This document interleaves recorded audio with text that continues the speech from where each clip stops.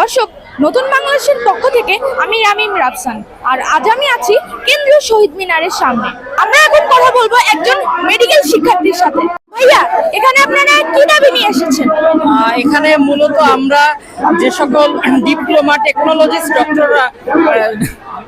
Technologist যারা আছে, যেমন ম্যাথস, এলএমএফ, ডিএমএফ, ডিডিটি, এরকম বিভিন্ন 2 মাস 3 মাস 6 মাসের কোর্স করে এরা নিজেদেরকে ডাক্তার বলার দাবি জানানোর জন্য একটা অযৌক্তিক দাবি নিয়ে তারা আসছে। তারা আসলে মূলত অ্যাসিস্ট্যান্ট, তারা হচ্ছে ডাক্তারদের অ্যাসিস্ট্যান্ট, তারা টেকনোলজিস্ট। তারা নর্মাল একটা 3 বা 6 মাসের একটা ডিগ্রি নিয়ে তারা একটা নিজেদেরকে ডাক্তার বলার দাবি জানাচ্ছে।